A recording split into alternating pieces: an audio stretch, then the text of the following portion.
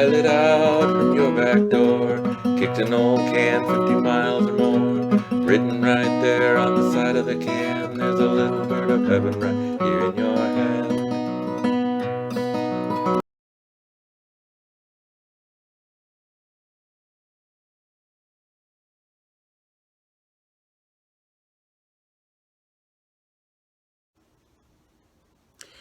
My primary interest and now my commitment is to address climate change. And it really started just a couple years ago. I'm fairly new to this movement. Right here, sitting at my kitchen counter, having breakfast, reading the New York Times, and seeing a headline about a UN report that we're facing a crisis.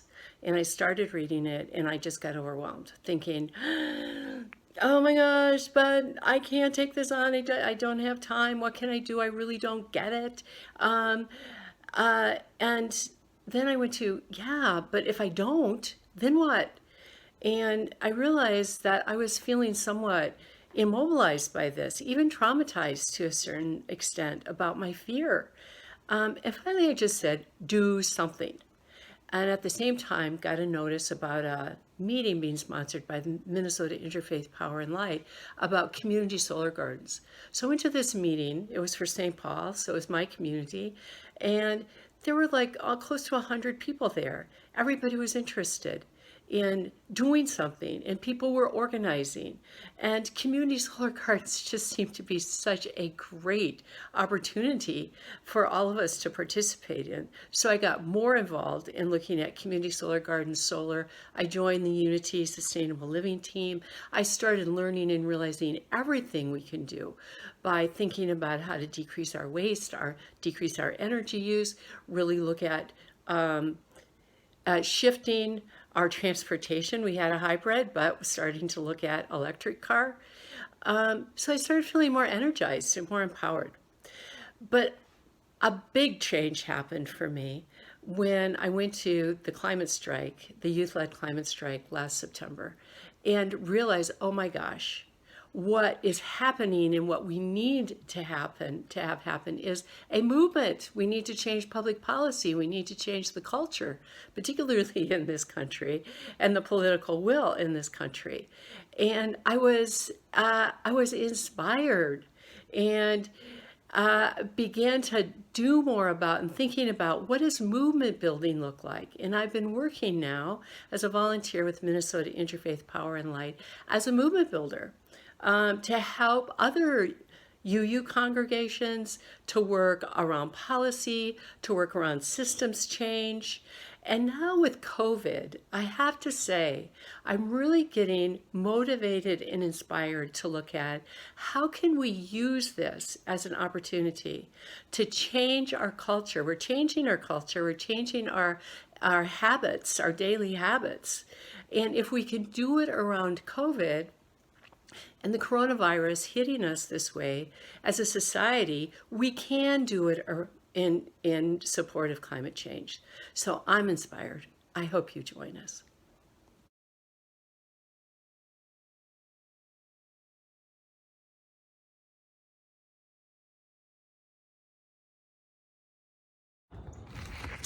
I became an environmental activist in high school. 3 miles from my parents' house in Nashville lies a little natural gem. Its hills carved out of the sandstone and limestone bluffs of the Highland Plateau by a multitude of creeks. Its valley filled by a lake created in 1914 to supply water for the L&N Railroad. This magical place is where I, as a teenager, learned the difference between the calls of prothonotary and yellow warblers, that a flock of ducks is called a raft and might include bufflehead, goldeneye, and scaup all mixed together. On these hillsides, I first found blooms of spring beauty and a forest floor completely covered in deep purple larkspur. It's where I walked with the man who would become my husband and later with our children. On every visit home, we would sojourn to Radnor Lake with my parents, and eventually we scattered their ashes along a favorite path. For 50 years, the lake remained quiet, a haven for wildlife, frequented by few people other than birders and fishermen. Then word came that the land around Radnor Lake was to be sold and developed. the conservation community sprang into action. The state promised half the purchase price on the condition that citizens would come up with the other half. It was a tall order, raised nearly $2 million in a month. As a high school student, I practiced newfound skills of persuasion on my parents, who contributed, and went door to door, organized bake sales, and mobilized the biology club. I, who had hated selling Girl Scout cookies, had found a cause I deeply believed in, and I worked desperately to save this place that I loved. It's not often that ordinary people have an opportunity to counter powerful development interests and protect the land, but support for Radnor Lake was so great across the community that even the investment company owning the purchase option on the land made substantial donations. In 1971, Radnor Lake became Tennessee's first scientific and natural area. Although I now live far from Radnor Lake, the memories of that campaign remain strong. Radnor is where I found my people and learned the power of a community uniting to save wild things and wild places. Those were heady times when change was palpable and urgent. Today, I continue to work for the environment as a teacher and a volunteer. The need for nature and wild things has not diminished, nor the need for public vigilance and action. The problems facing us today seem bigger, the political environment so intractably divided. Yet there is hope if we can find our people and join forces to be heard, to create a movement to find alternatives to our wasteful use of resources and to care for all beings. The community in Nashville did it 50 years ago, and we can do it again now.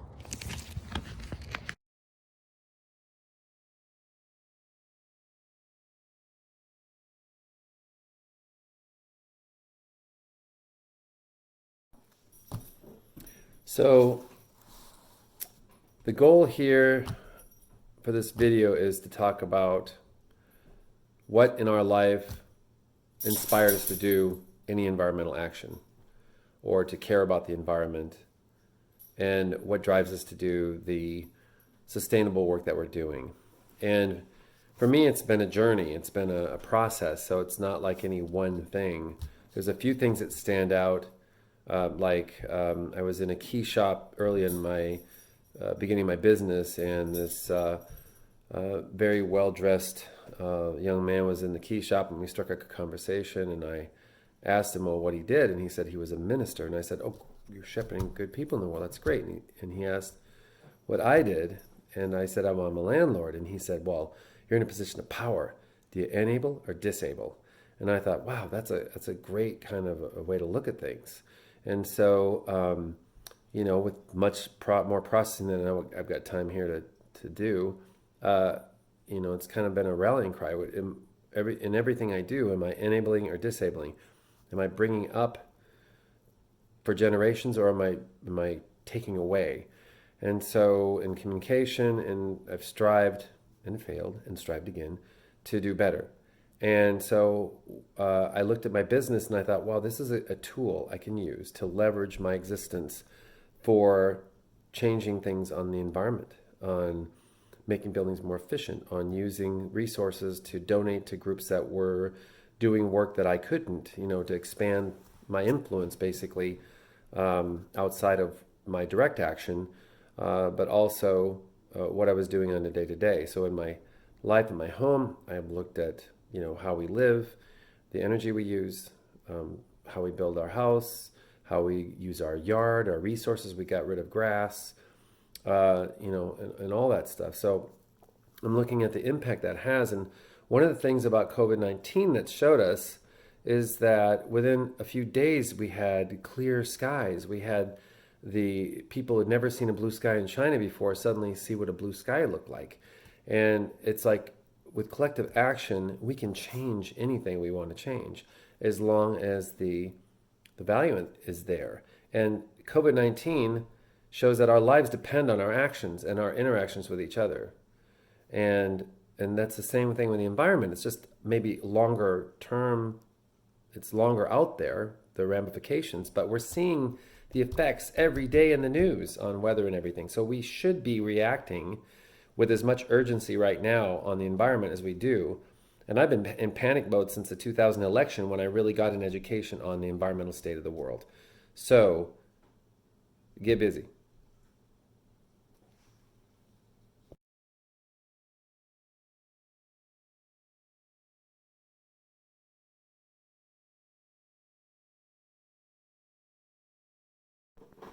I'd say gardening is one of the biggest reasons why I came to care about environmental issues.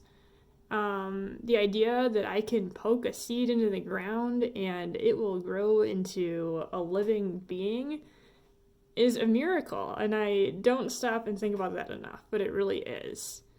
And if witnessing things germinating wasn't a miracle enough, then you also get cooking, you get vegetables, and for me as an artist, that was such a big gift. I've always been an artist. Ever since I was 2, I would sit at the kitchen table for hours on end in color. But as I grew older, I got troubled by the resource use and the waste associated with all the things that I was creating. They're kind of stashed around in my room here. But cooking is a guilt-free creative outlet. I can create things, I can nourish myself, I can nourish other people, and I love the ways that seasonality of vegetables pushes you to be more creative, that when you're inundated with kohlrabi, you end up trying to make kohlrabi burgers. I don't really recommend those, but kohlrabi slaw is pretty good.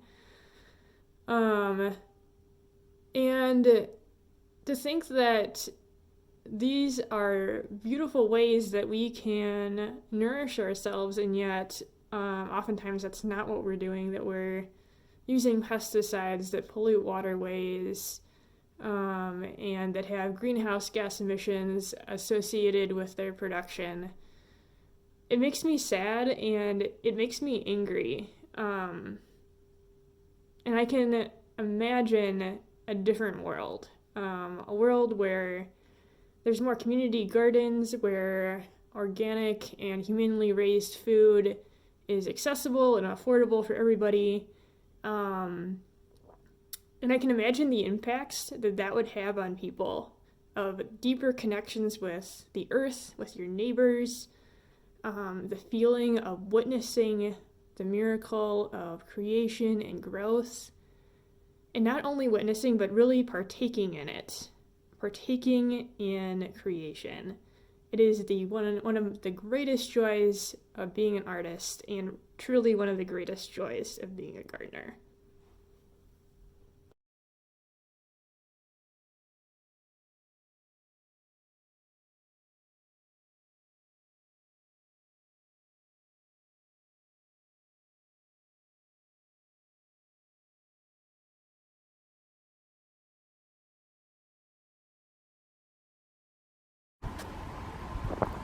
I love spring in Minnesota, especially now that I'm retired and I can see how incrementally it comes. Whoops, this is our rain garden. All the water stays on our yard. Okay, let's try this again after the snowstorm. Here's the gooseberry bush. Grew up eating them at black walnuts and raspberries in southern Iowa. And a dogwood bush. Both of these were on the east side, St. Paul woods. I learned how to figure out what was what with Trees and Shrubs of Minnesota book. This is a red elder, tons of these. Can't eat them, but you can eat black elder.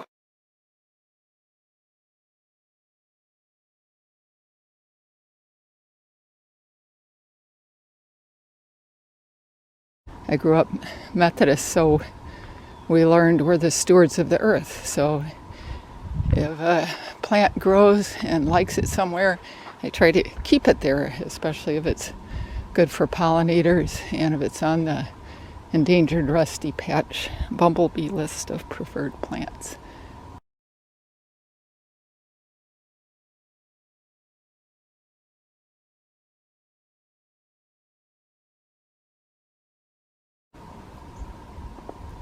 I like yogurt.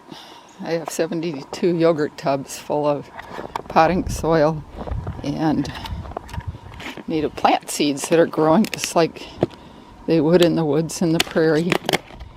And some of them are even starting to sprout. Those are New England asters. I don't have to do anything. They're kind of like mini greenhouses.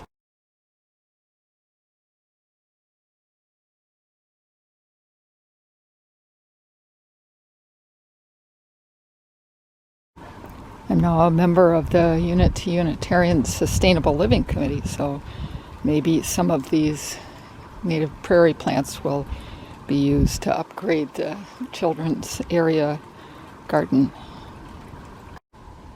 I learned about wildlife corridors and how birds and bugs and critters and plants need them. When I was in high school in southern Iowa, we had the first Earth Day in our school, thanks to our biology teacher, Mr. Cool, 50 years ago. So I've been landscaping with native plants for 35 years or more as soon as I heard about what native plants were.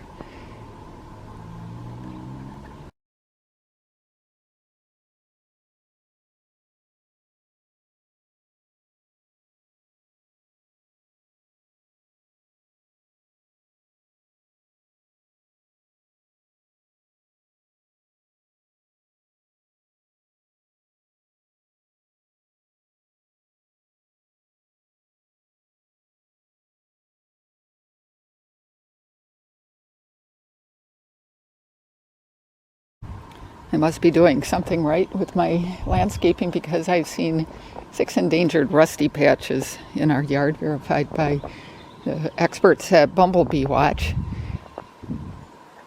And I even made them a little experimental possible replacement mouse hole, which is where when the new queens emerge, when it warms up here, then they'll be looking for a hole in grass or a mouse hole to lay their new baby eggs.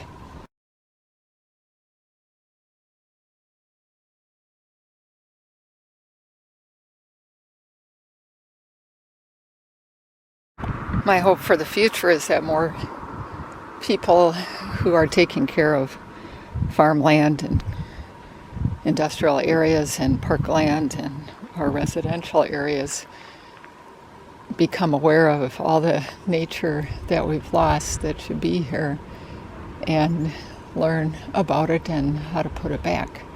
And that we decrease our use of fossil fuels and stop the increase in global warming.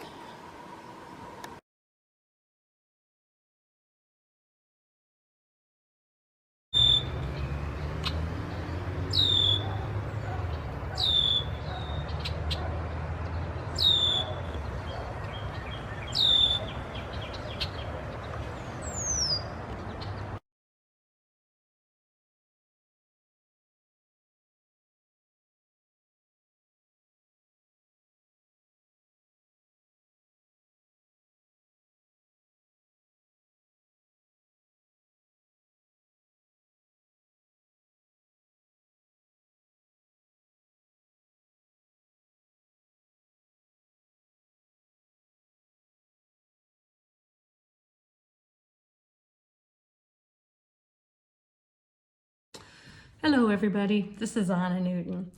When our son Mark was 4 years old, he was in preschool and Mother's Day was coming up and the teachers wanted to do something very special for the mothers.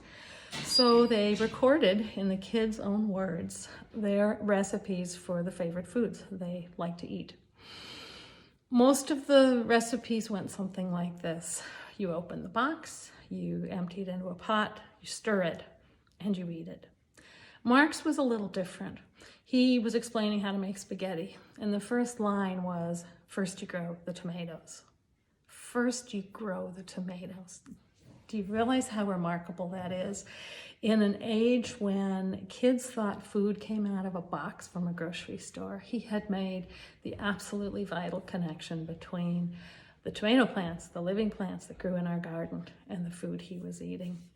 I tell that story because food is such a universal experience. We need food for basic sustenance, but every time we sit down to a meal, we have an opportunity to express gratitude, to think about how that food was grown, where it came from, how it got to our houses, what we did with it after it got there, how we handled it. It takes huge amounts of fossil fuel and land and water to grow the food that we eat, and yet we who have plenty throw away up to a third of that food. And I've heard lately that with COVID, it's only getting worse since there is reduced restaurant demand. Farmers are plowing under fields of vegetables and pouring out the milk and crushing the eggs. And I was really disturbed by that. And I thought, well, what can I do to help turn that around maybe in a small way? So I got to thinking about how I try to close the circle and waste less. And there's a number of things that I do. I'm going to show you here. Every time I wash dishes by hand, I have to run the hot water a while to get hot water. And since it takes energy to power the water up the hill and back down, pump it to my house, heat it, all of that is wasted if it just goes down the drain. So I collected it in an empty jug and used that for my flowers and potted plants. Grocery today, and I was looking for rice. This is the smallest size I could find. It's 10 pounds. And I thought to myself, there's no way in the world that David and I are going to be able to eat that much. But I could give some of it away. So my plan is to bag up the extra and share it with neighbors in need. I made a challah for Easter, and it's gotten a little bit dry. And when I have slightly dry bread that's still good enough to eat, one of the best things you can do is grill it. And this is a panini maker. I thought this was a totally superfluous tool until I started using it. Now I really depend on it. It makes fantastic sandwiches, even out of day-old bread. So here's some practical tips. I love mushrooms, and if, like me, you're trying to reduce your meat consumption, one of the things that's really great is to just take the mushrooms and grind them up or chop them up and add them to ground meats like ground turkey or ground beef. And then you can shape it into patties for burgers or meatloaf. And it's just a great way to extend the meat and add flavor at the same time. Oh, and don't forget to compost what's left. Toss it up or pass it around. Pay mind to what you're carrying around. Or keep it close, hold it while you can. There's a little bit of heaven right here in